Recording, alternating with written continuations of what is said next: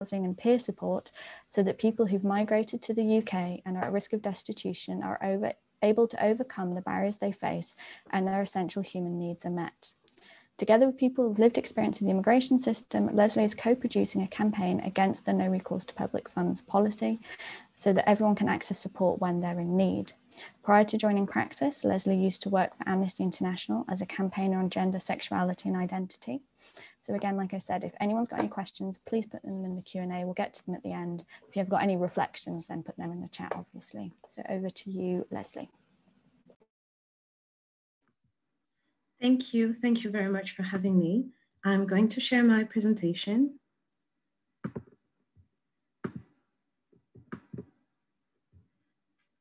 I hope you can all see it. What I'm going to do is just briefly explain what No Recourse to Public Funds is. I'm trying to keep this presentation short, but it's a bit hard, obviously, because it's quite a complex topic.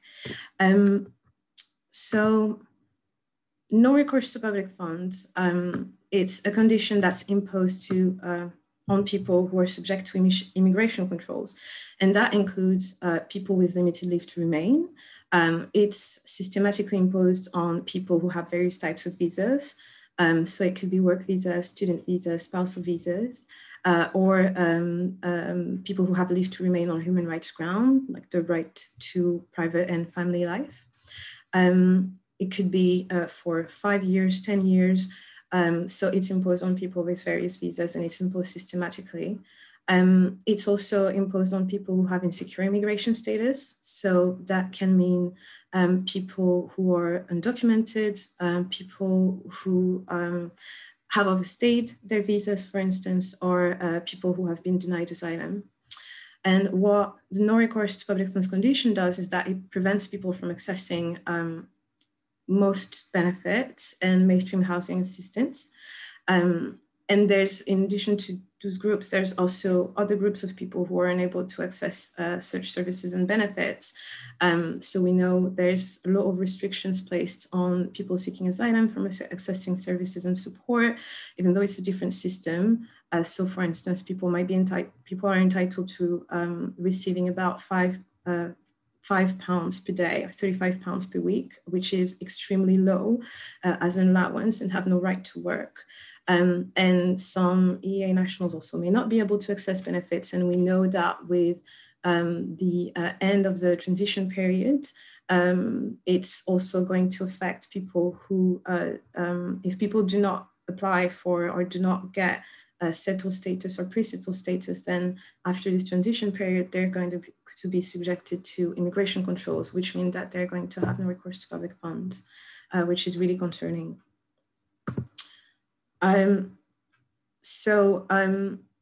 Public funds, so there's a wide range of welfare benefits that are considered to be public funds.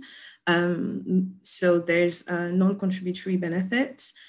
So the list is long, I can't provide an exhaustive list, but it includes universal credit, income-based, job seekers alliance, child benefits. So it's a wide range of welfare benefits that people are excluded from, and also social housing. There's also some benefits that are not classified as public funds, but they require people from receiving other benefits. So for instance, typically that's the case for free school meals. And so that's what's called like a passported benefit. So it means that people need to receive universal credit or child benefit, for instance, to be eligible for free school meals. And obviously this is a real problem because the aim of this scheme is to improve academic attainment and save money for families who are facing destitution. And then we see that people who are actually might be facing destitutions and cannot rely on the public system cannot get access to this support and might not be able to even have children. It means that children might not even be able to get one hot school meal per day. And then there are some benefits that are not classified as public funds, but it kind of depends on on people's status and whether people have been contributing by paying national insurance, for instance. So there's contribution-based job seekers allowance, pension, statutory maternity pay, but like understanding that people would have needed to have the right to work, have worked during a certain period of time and have paid national insurance. So it's not necessarily widely available. And then there's also some public services that are available to everyone. However, because of fears of being reported, because of increasingly data sharing with the Home Office from a number of agencies, people might be really scared of accessing those services, such as GPs, for instance. So there, in some cases, it's possible if people have the NRPF, the No Recourse to Public Funds condition on their visa, it is in some cases possible to get it lifted, but it's a really inadequate system. People have to prove that they're facing destitution. It's a complex system. It requires providing extensive documentation, and in general, people need expert advice to be able to do this. And there's no support for this in particular, no legal aid for this in particular. So it's really not a solution in itself, and it's completely inadequate. And so basically what No Recourse to Public Funds does, it means that people who may be living on less than the welfare benefits levels of income still don't have access to support when they're in need. And so they're left without a safety net. So this is how it increases, it pushes people into destitution and cycles of poverty. So data from the Migration Observatory from 2020 and combined with some estimates that the Greater London Authority has compiled show us that there's approximately 2 million people who have no recourse to public funds, either because it is applied on their leave or because they don't have any papers. And among them, over 400,000 children have no recourse to public funds. There's a lot of evidence that shows that it disproportionately impacts specific groups. So single mothers, people with disabilities who can't access any disability benefits, people of color, including Black British children. And we also know that people of color have been disproportionately impacted during the pandemic and experiencing health impacts and also food insecurity. So we see how this dynamic is reinforcing no recourse to public funds, but this was a problem long before the pandemic. So since I have limited time, I won't go too much into details, but local authorities do have a duty though to support families with no recourse to public funds who are experiencing destitution, as well as there might also be duties to support adults with special care needs. What we see, unfortunately, is that there's not a consistent implementation of this support. And that it means that sometimes people who would be entitled to support are not able to access it. And so that's a really big problem. We know there's increasing demand on councils and charities, and the government does not reimburse councils for supporting people with no recourse to public funds, but the duty still exists and needs to be fulfilled, because then people are left without any other form of support. So in terms of what needs to change, there's many ways that no recourse to public funds is impacting people. But basically, like what we're asking for, what we're calling for, is for an end, first, of the systematic imposition of the no recourse to public funds on people's leave.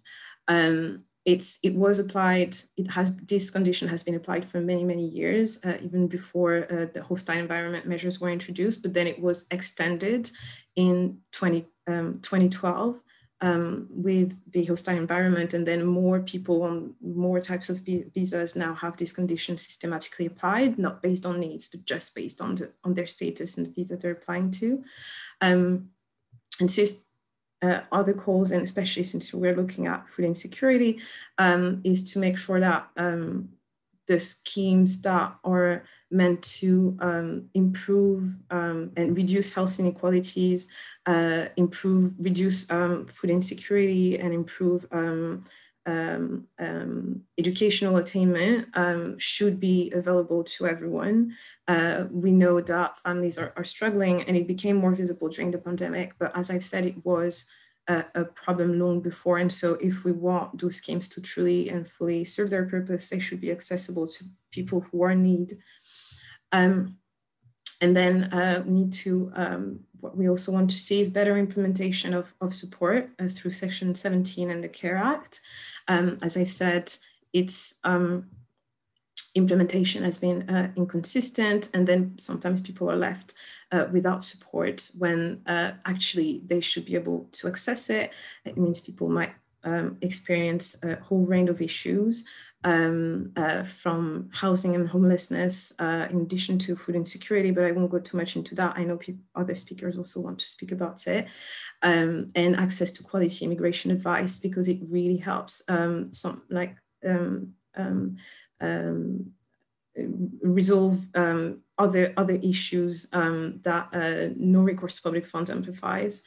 And then obviously, even though No Recourse to Public Funds existed and has started long before the hostile environment, it is impossible to talk about this without looking at the many other ways that migrant communities are basically pushed into destitution, criminalized, and that sort of reinforce isolation and marginalization. So we want all of the hostile environment measures to end as well.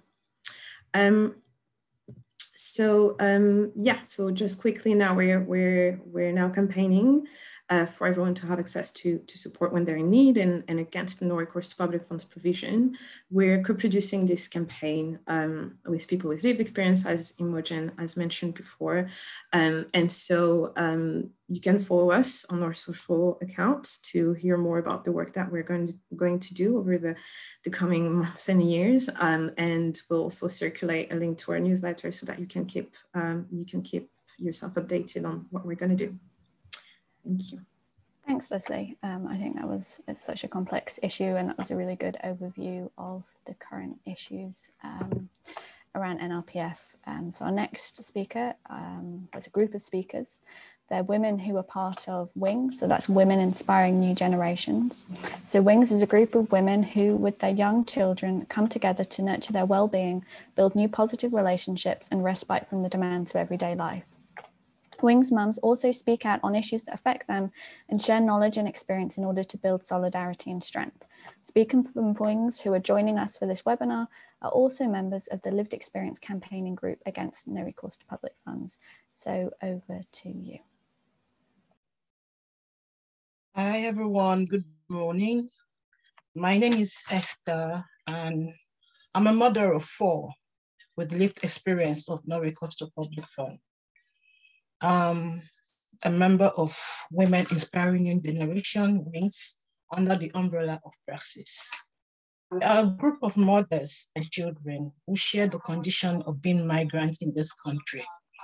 We meet on weekly basis, supporting ourselves to build solidarity and strength through the hardship of facing poverty, housing, destitution, and last but not the least, no recourse to public funds condition.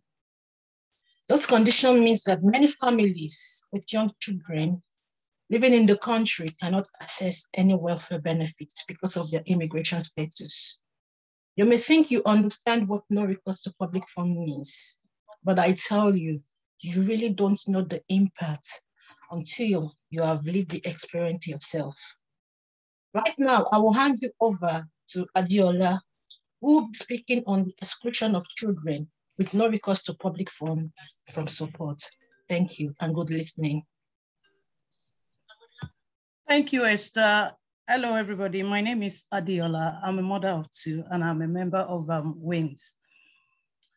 I'll be talking about the exclusions of children with no recourse to public fund for support.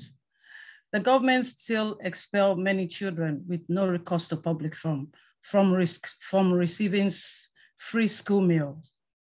Some schools provide them with free school meal, but not every school will do that. There is no point for school to interview parents before issuing free school meals. All children in school should have access to this. So many families are suffering, and it's got worsened during the pandemic, but the government is ignoring it. Families are also excluded from the Health Start scheme if you don't have papers or no recourse to public fund. This is not right, and people with no recourse to public funds also need to support their children to the welfare, to access healthy food. Children can see the difference between themselves and their friends. They see them eating healthy food and oatmeal food, while they eat canned food. How can you explain this to a child and seeing that they are not having the best nourished food because of no recourse to public fund?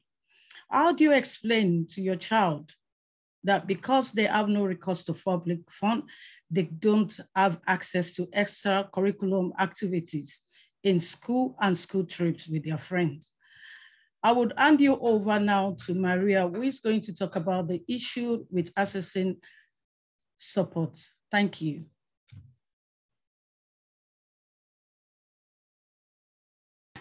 Hi, everyone. My name is, okay, first of all, I'm sorry because I'm outside, so some of you will hear a lot of noise in the background, so I apologize for that. So my name is Maria Kuyati. I'm a mom of 3 children, and I'm part of the charity organization called Praxis, and I'm part as well of a beautiful group that called Wings. So some people I'm so sorry for the noise, guys.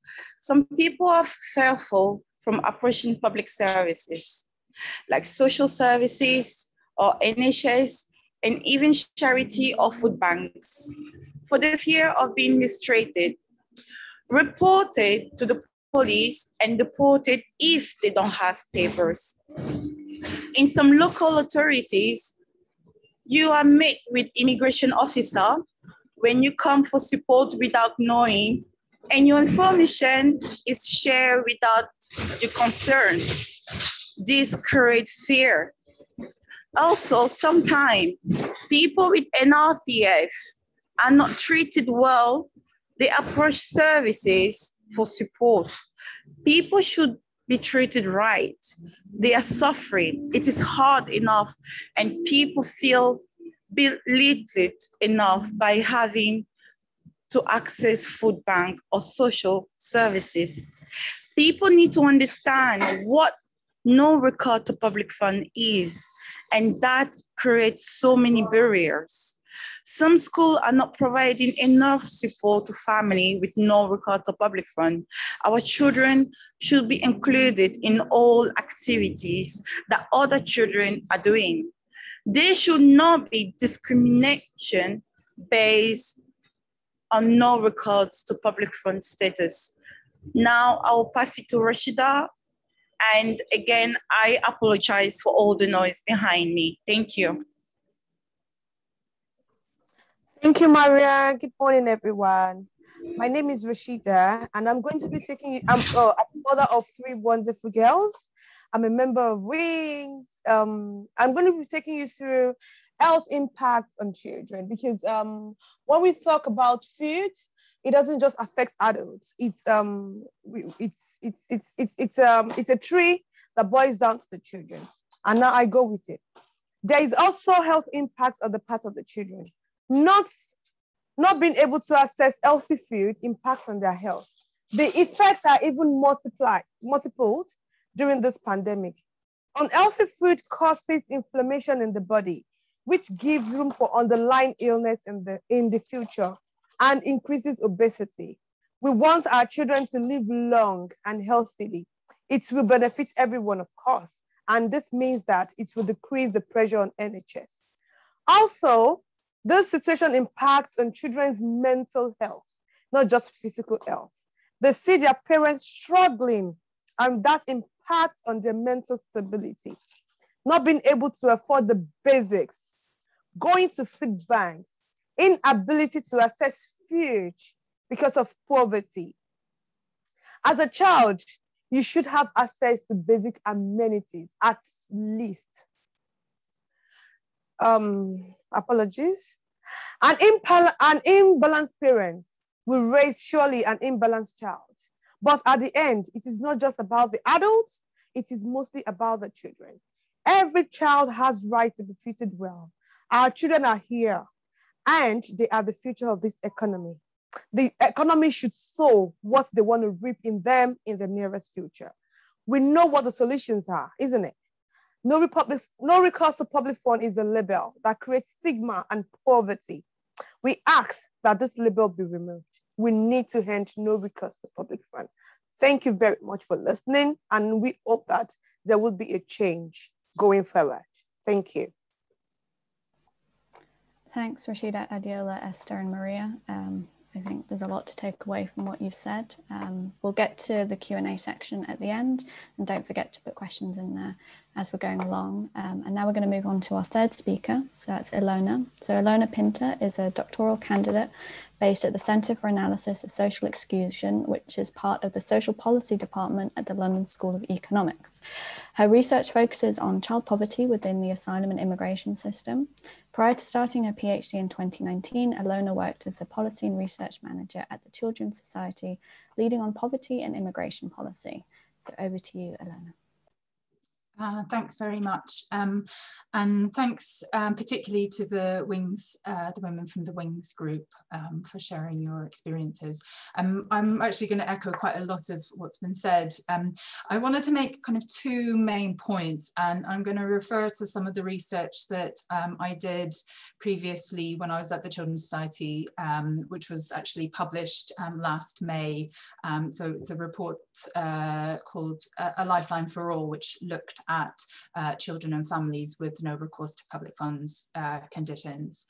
So the first point that I wanted to make is, as has been highlighted, the NRPF policy applies a blanket ban on individuals and families, potentially affecting hundreds of thousands of those living across the UK. In contrast, the existing safeguards that are there to protect people enable actually very few people to get support, with many more left in deep and persistent poverty, as we've heard. So one of the reasons why the NRPF policy is so pernicious is that it applies this blanket ban on most income-based benefits, regardless of need or the income shock that a family might face, such as unemployment, the death of a loved one, disability, long-term illness. And we've seen during the pandemic that this can, these kind of crises can encompass all of the above. NRPF restrictions systematically exclude hundreds of thousands of people, both documented and undocumented, from the social security safety net. So those who are newly arrived, as well as those who've been living in the UK for a very long time. I think that's something that often is overlooked. There's no limit on the NRPF policy in that sense, until someone can pay for indefinite leave to remain, which is incredibly expensive. They are left subjected to these conditions. As immigration policy is non-devolved, it applies to all UK nations, although other support like legal aid, education, social care responsibilities will differ. So while not all migrants will be living on low income, some research that CASE colleagues have done suggests that children in recent migrant families, so those in the UK for less than 10 years, are at much greater risk of poverty than UK and long-term families, so about half compared to about a quarter. Other research by JRF showed that children, in particular children of foreign-born parents, were at much greater risk of poverty as well. So this is, evidence that there are systemic issues and differences here. So the two kind of key safeguards, which Leslie already mentioned, but I'm going to go into a bit more detail. The first one is the change of conditions application. So those who are on the 10-year route to settlement, where people have to apply every 30 months for leave to remain, and usually this is human rights-based claims on family and private life. So they can apply for a change of condition through the change of condition process, which can then have the NRPF condition lifted. But this is only an option for people in exceptional circumstances, and the threshold is very high and far higher than eligibility for universal credit, for example. So families need to be at risk of destitution to be granted recourse to public funds, which then allows them to apply for benefits.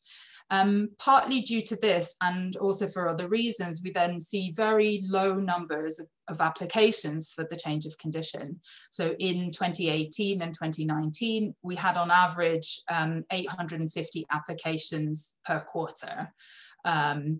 This jumped to over 5,700 at the start of the pandemic in Q2. So a big jump, but still relatively few people using that option.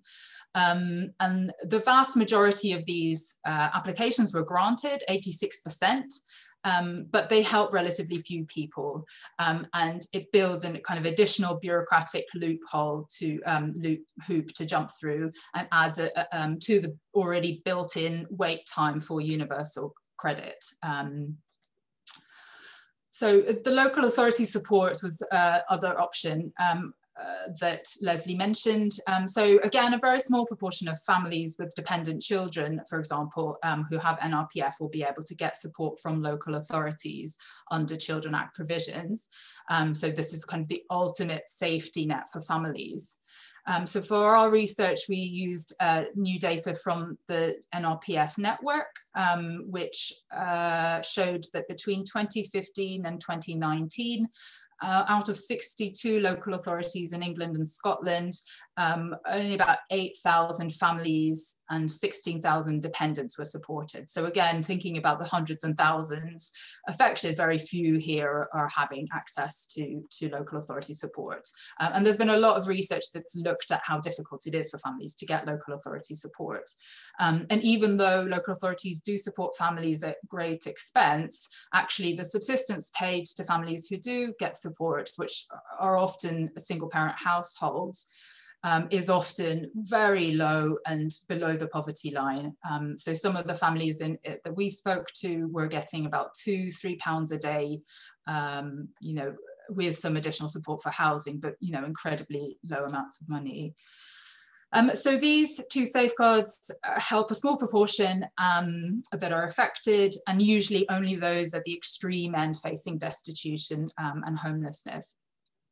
So although some of those with NRPF may be able to access contributory-based benefits, we're still left with many individuals and families living on low income for potentially long periods of time.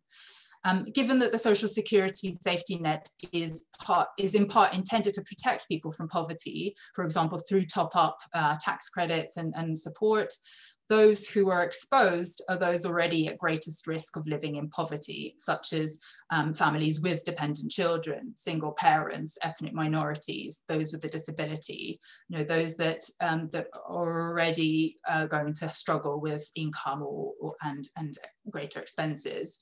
As Rashidat highlighted, the kind of systematic exclusion through NRPF conditions has, you know, serious implications for children's health, and so contributes to that inequality. I don't have time to go into all the detail, but in our report, we did look at kind of the issue of nationality and ethnicity, including looking at Home Office's own data highlighting these inequalities. So the second point that I wanted to make was that families affected by NRPF are very much affected by food poverty, of course, but also affected by other challenges like homelessness and debt. So in our research, we interviewed 11 parents and carers representing 21 children, and all of them were on the 10-year route to settlement. Most of the families we spoke to had experienced long-term poverty, trapped in cycles of homelessness, destitution, and mounting debt. So on housing, most families experienced street homelessness at some point, were forced to sleep on a sofa or on floors with families or friends, which obviously during the pandemic has become incredibly difficult, or lived in precarious, unstable and unsafe private rented accommodation. So this caused great anxiety and fear for the parents and made them vulnerable to exploitation. Living in temporary or cramped accommodation and experiencing frequent moves took a heavy toll on children's well-being. As Adeola said, you know, children are very aware of these things that are happening to their families. There are additional challenges for children, for families with children that have additional needs. So Hamid, one of the fathers that we spoke to, 2 of his children had autism, and they had to share a small 1-bed studio flat for nearly 4 years, which was incredibly difficult. Their support worker had tried to find alternative accommodation, but was unable to because of the NRPF restrictions, and they were referred to a food bank instead. Getting NRPF conditions lifted meant that some families no longer had to rely on food banks, worry about money, or depend on other people as much. But importantly, it allowed them also to access safe and secure and stable accommodation and enable them to work again because they could access the additional childcare support. So debt was another common experience for families, or is another common experience for families with NRPF. Despite the deep, persistent poverty that many families face on the 10-year route, they are still expected to pay thousands of pounds in increasing Home Office application fees and the immigration health surcharge every 2.5 years to be able to eventually settle. So just to give you an example, a single mum with 2 children who has no access to top-up benefits, child benefit or housing benefit would have to pay over £23,000 altogether over 10 years to be allowed to settle if she started that journey in 2012. A family of 5 would pay over £39,000 over the same 10-year period. So, you know, eye-watering amounts of money.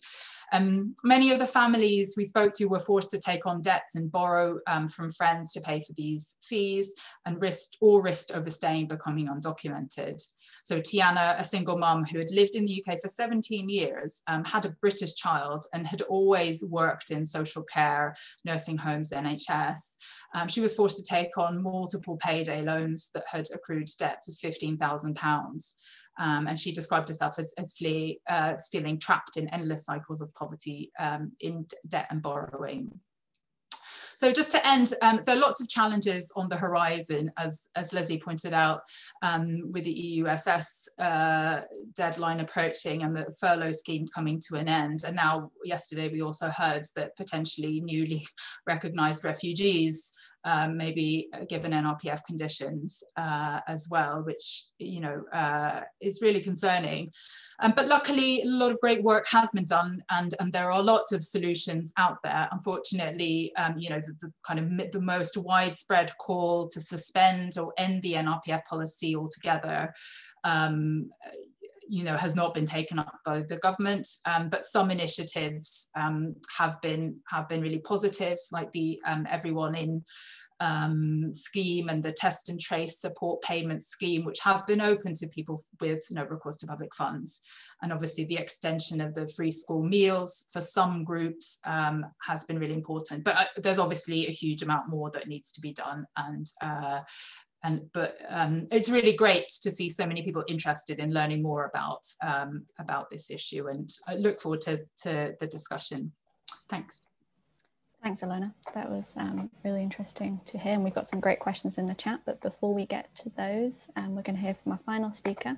So Linda Wazar, who is founder of Solidarity Britannia, a food hive supporting people with NRPF in East London. She's also a local activist who's running a campaign urging the UK government to provide amnesty for undocumented migrants and to scrap NRPF conditions. So over to you, Linda.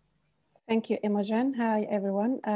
So I'm Linda. I'm the founder of Solidarity Britannia. Just to give you an overview of what the project is, and then maybe address a very important point around no recourse public funds. Then maybe I'll speak a little bit about the challenges that we faced as a project, you know, getting the help to the people with no recourse public funds, and then the dramatic consequences on them because of the pandemic, and then maybe some solutions. So Solidarity Britannia is a humanitarian project that I set up last year to help people with no recourse public funds in London with weekly food parcels, online English classes, legal advice referrals, and many more. Why no recourse public funds? For two reasons, mainly. The first one is that it was obvious to me at the beginning of the pandemic that people with no recourse public funds were going to suffer the most out of the pandemic, simply because they have no access to state support. The second reason is that I have already an established network based on trust relationship with the North African community in London by doing work around these issues from previous years. So the point that I want to address before I go any further is the statistics, the official statistics from PEW Research Center says that there is 1.6 million no-recourse public funds, documented ones in the UK, and 1.3 million undocumented ones. I think that if we want to open a debate and find solutions around food poverty and other struggles that these people go through, it is very important to include everyone within finding the solutions and not just the documented ones, because it is all about human rights. People who are not documented are also suffering, are even suffering even more. And through the project, we witnessed all kind of really heartbreaking stories that I would maybe share with you a little bit later on.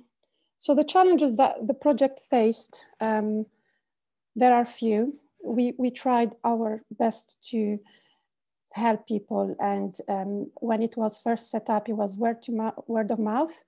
So obviously, because I have contact with the North African community already, so it was like, get some friends gathered, let's raise some funds between us, buy some essentials and give to the people that we know. And then within 2 days, we decided to start to make a Google form, just to make it easy for people to contact us if they needed help. And within 24 hours, we received more than 300 requests. That was the point where we thought the problem is bigger than what we thought. Quickly, it escalated to a bigger number. We had to call all of them one by one, assess them to make sure that they were no recourse public funds, they were not getting benefits.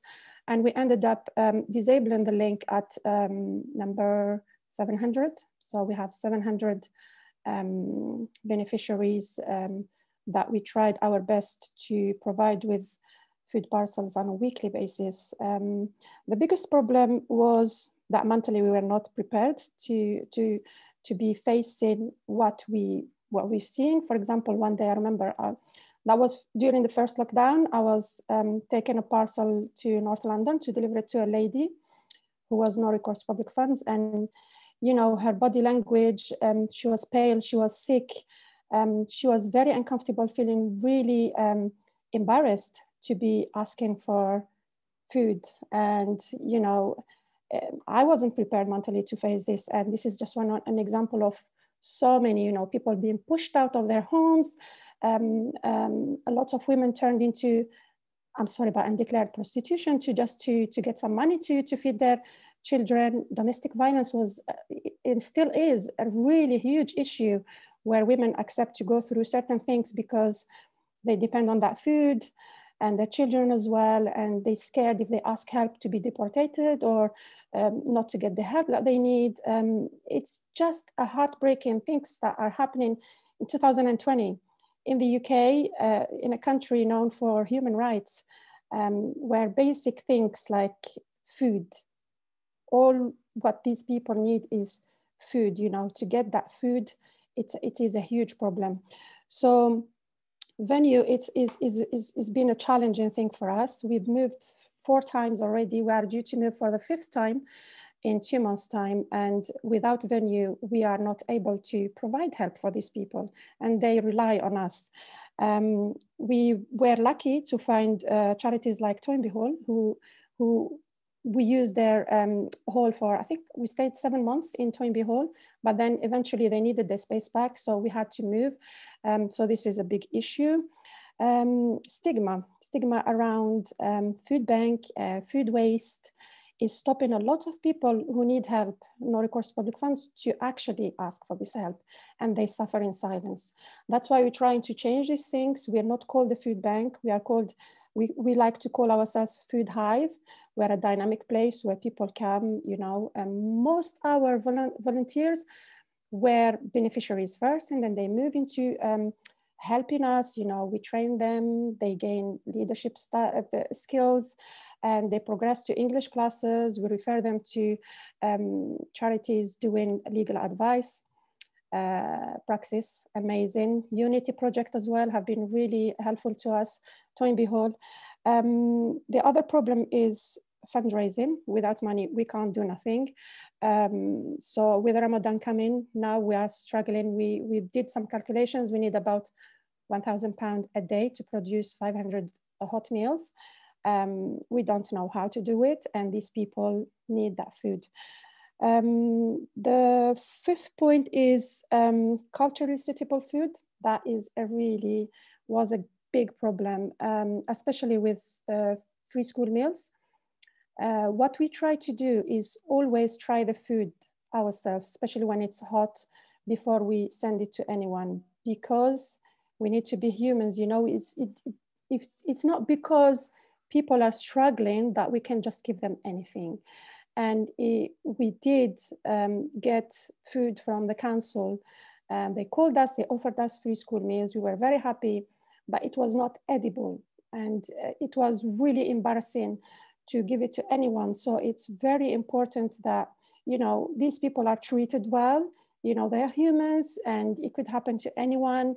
It just happens that the pandemic is here, and we're all stuck in our homes. So we need to feel the pain that they go through and be more, helpful to them instead of just, you know, giving anything. The dramatic results, as I said, domestic violence is one of the biggest things, and it's very hard when you hear from women who are no recourse public funds, documented or undocumented, that they're going through, you know, violence in their couples at home, not just because of staying home because of the pandemic, but also because of not having food. Hunger, destitution, debts, mental health issues, modern slavery. Lots of women are finding themselves working in other homes, but really treated in a really bad way just because they are undocumented or because they are no recourse public funds. So lots of people who are no recourse public funds don't want to apply for benefit because they know that it's going to affect their application when time comes. So the system is trapping everybody. In terms of the solutions, at Solidarity Britannia, we really believe that inclusion and solidarity are the solutions to all our problems. Unfortunately, the government, the Home Secretary are not cooperating very well, but we hope that with pushing and with all standing together, that for the human rights, you know, we have families with children, and I see them, I speak to them, you know, when a woman is crying, desperate, not having milk because she didn't eat enough to feed her child, you know, women who are pregnant, just by talking, I feel goosebumps, you know, it's heartbreaking. It's a national scandal that the government is not doing anything, whereas other countries in Europe have taken decisions and granted amnesty to people. The economy is not doing well.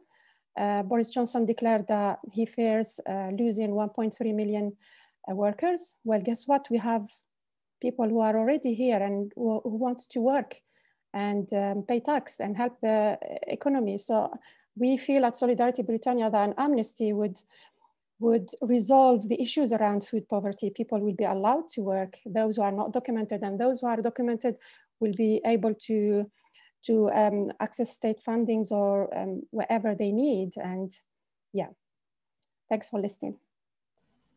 Thanks, Linda. I think that was a really insightful and interesting overview, in particular of how food organisations can really be based in solidarity and be based in a positive relationship with the community. So we have lots of really interesting questions and not very much time. So I'm just going to mention a couple of remarks that we'll put, and then I'll put the questions to the panelists.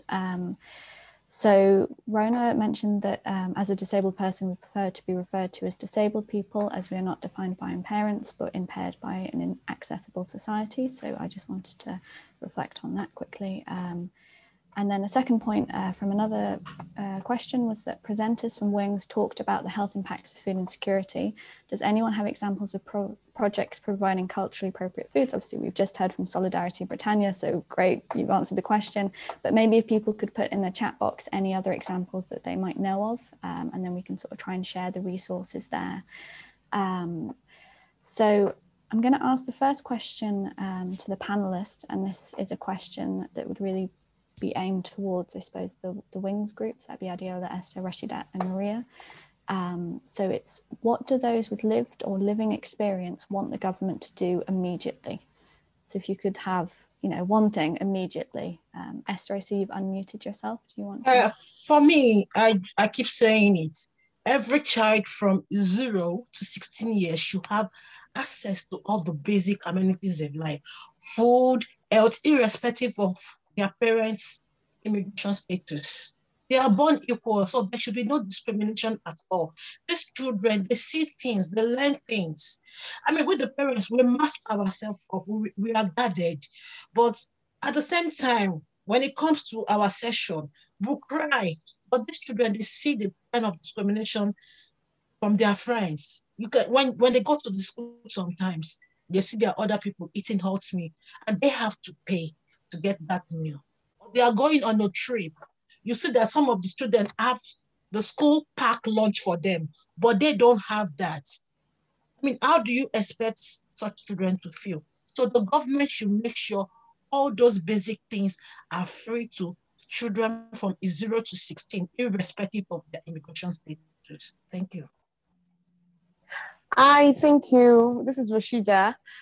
Firstly, I'm going to say the fact immigration is part of life, and we need to say it the way it is. If I'm asked, because I feel the government is being hypocritical, especially at this time that you're asking people to go on healthy diets, to reduce weight, so that a lot of what's going on would not impact your health, negatively. Yet, you are encouraging. I understand that government spends a lot of money in the direction of food banks. This food banks gives expiring food to less privileged parents like us. They give food that when you open, they are already spoiled. Like one of the speakers say, she was embarrassed to see the food that was going to be given to a family. Come on, we are human. Stop treating us like we are one. We didn't fall from heaven. Yes, we've migrated to this country, but migration is part of life. We integrate. You want to, why are you treating these children this way and you expect them to give back to the economy in the future? I feel it's wrong. It's hypocritical of government. You want the best from them in future, but you're not sowing the seed in them right now. Because the children are here, they're going nowhere. I feel that I demand, or I ask that government should take the tag, is discriminating. I have to explain a lot of time to my child without her comprehending that, the school goes to a class and tell them, you need to tell your mom to pay for the school trip. I mean, don't include my child in this. It is my fight, not their fight. They don't understand it. I'm going through emotional torture, mental torture. Don't include my child in it. Don't compound the problem. These children need to, they need to have access, like human rights. They have freedom of life. So let them have freedom of basic amenities. It's that simple. Because you expect, to whom much is expected. Come on, much is given.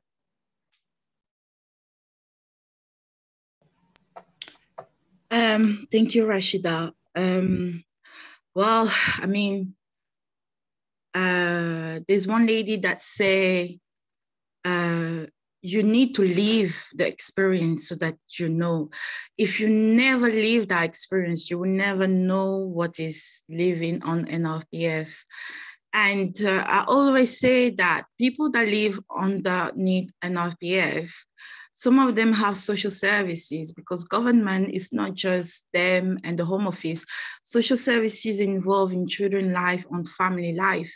And they should as well make sure that if they are looking after a family and those families are under NRPF, the children must have access to what every single children out there have access to. It's absolutely ridiculous that there's a difference between children whose family are on full benefit or children whose family are very good, like they are working class people, and children whose family have no recourse to public funds. It's absolutely ridiculous to put a difference between those children, and it's ridiculous that schools as well put difference between those children. So hopefully that our voice and everybody that spoke today, hopefully that one day and very soon, all this change can be done as soon as possible. Thank you. Thanks. I mean, really, there's nothing really to add. I think you've all put it so eloquently. I mean, I think, yeah, children notice the difference. And I think it's obviously, it's not right that, you know, you have children experiencing such high levels of destitution in such a wealthy country. And I think we need to realistically look at that. The UK is one of the wealthiest countries in the world. And you can look at the history of how that wealth has been built up. And obviously that is a very complicated history, but yeah, and I think there's one question in the chat, I won't go on too long, but you know, about how the right to food really go towards addressing that, and it's the right to food is universal.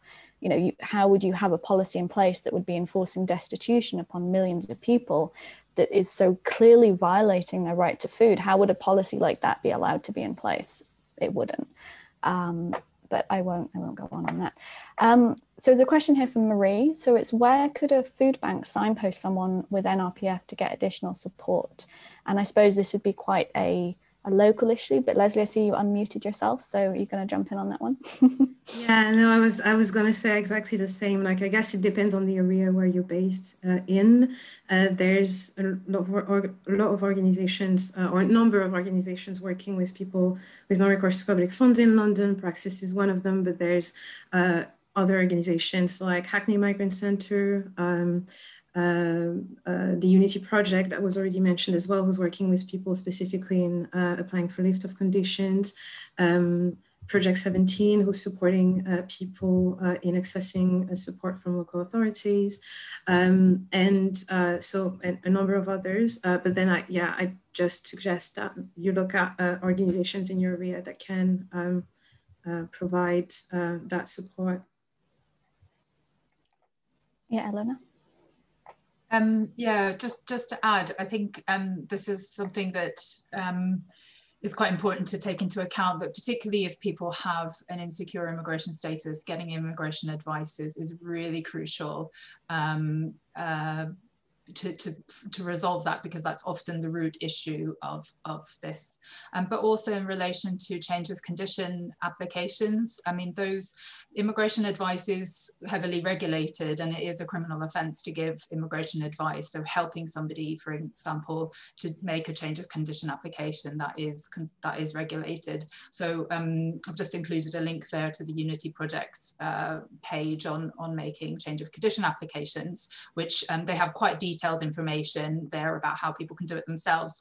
But for those who are advising clients, it's really important to be aware of that, so that they don't stray into giving advice without having that accreditation, because the damage that can be done for people getting incorrect immigration advice is huge. Yeah, I mean, yeah. So Lucy has asked, so she's wondering how useful is it to refer to food poverty, period poverty, to sort of segment the different types of poverty rather than campaigning purely against poverty. So for example, if people have an adequate income, they can choose and buy what they need. And I think,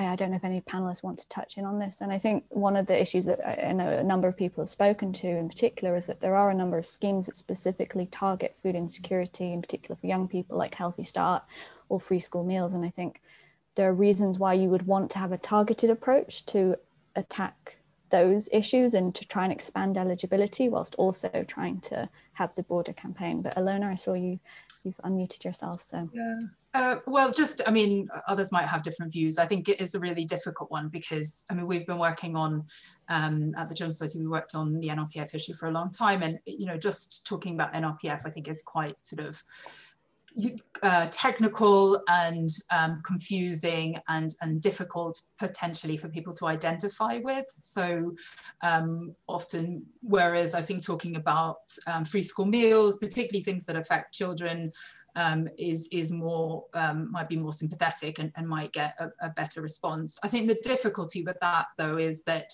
because, as we were saying before, this is a systemic issue, if you only make progress kind of in one area, then that sort of substitutes some support, but it doesn't resolve the root causes. And it sort of means that people might rely on food banks, but then, you know, still be behind on rent, falling into debt and having that insecurity. So as maybe, you know, and also I think it's important to think about this in a policy perspective when you're introducing new policies, you know, so new policies that are introduced, like the £20 uplift to universal credit. Well, you know, for new claimants of universal credit, that was great, and there's been a lot of debate around that. But obviously for those people who are locked out of universal credit altogether, and for legacy recipients, it hasn't helped them. So I think that kind of structure means that unless you address the structure, any kind of new benefits, new things to address poverty are not going to help people with NRPF, because they will always, you know, they'll always be excluded. So that's, I think, an argument for trying to address that fundamentally. Yeah, and I think it also speaks to the interrelatedness of human rights. So, you know, the right to food is intimately related to the right to housing, to the right to social security. All of these things are connected. But I don't know if anyone else wants to touch on that question before we move on to another question. No. Okay. No, I kind of agree. Sorry, I agree as well. Like when I guess like let's thinking about like the food poverty versus poverty issue. Like when I'm thinking about how to talk about no recourse to public funds, like talking about it talking about it. A lot of people just do not know what it means, what it entails, what the impact is, and so making the connection and reframing this as a poverty issue, and it can be specifically a food poverty issue, but like also a housing issue, an issue when it comes to accessing protection from domestic violence. It touches on so many areas. So looking at also strategically looking at like specific areas where people are impacted and how to reframe that so that there's greater understanding of the impact on people with lived experience is actually quite key. So, but I get as well that the more we look at very specific and targeted, like more broadly, like it's a poverty issue. I do get that point. So we are at time. So I think we probably need to wrap it up, but I was just wondering if the speakers have any one particular point, very succinct point that they might want to get across. I don't know, maybe we could go in reverse order, Linda, if there's something, you know, one takeaway that you would want people who've listened in to really just have in their minds. Yeah, I think the most important thing is I just want everybody to remember that solidarity is what can get us out of this situation, and we all somehow linked to one another. If one is affected, it's like your body, you know, we're all going to be affected. We live in one country. We should feel solidarity between us, help one another to hopefully resolve this issue. Poverty in 21st century is not a good thing in the UK. Ilona? I mean, I think, you know, keep on having this discussion, take action, call on your MP, you know, sign up to Praxis's campaign. I think people who are on this call have the power to, you know, to make change. And I think, you know, having a kind of voice, particularly within networks outside of the immigration sector, yeah, I think is really powerful. So yeah, you know, use your voice.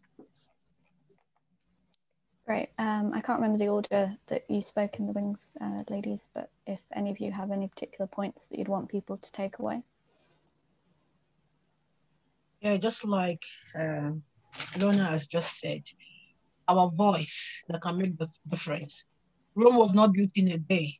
We'll get there. The fight we're fighting, the aim, we'll get there. Right, we'll write to the MPs, talk to people, make podcasts, do campaigns, we will get there. NRPF is a label, is a stigma, and it must be taken off. We will get there.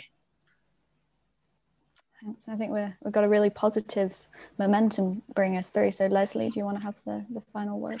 Can I just say something? Yeah, of course. Sorry. Yeah, I know a journey of 1,000 miles begins with a step. And not just a step now, we've worked not up to the mile, but we've taken some steps, you know. And I know that bit by bit because when the program started for the school meals during holiday, NRPF was not included. And I know it was because of a lot of campaigns going on that a bit of the NRPF was included, even though there's still a lot of segregation, interviews by the schools. It bothers me when it comes for the schools that offer free school meals to children.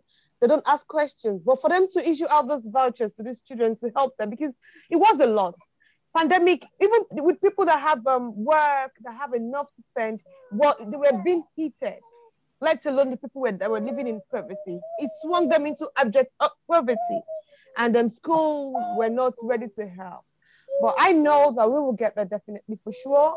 We just keep fighting, and I know, and I know the future generations will come to appreciate the fact that we have fought for them.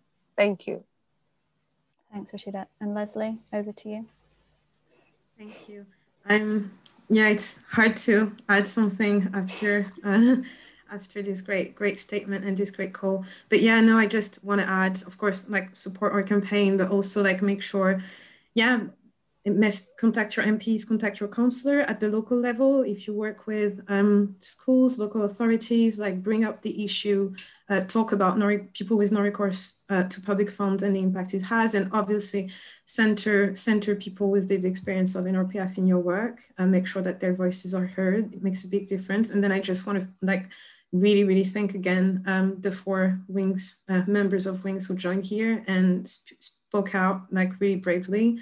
I think showing us, you know, like being led by people who have lived experience is the best way to fight against this unfair system. Thank you, and yes, thank you everyone for joining, and thank you in particular to all of our speakers. It's been a really informative session. I hope everyone will agree. So sort of clapping, but so thanks everyone, and take care. Thank you. Thank you. Bye, everyone. Thank you. Thank you.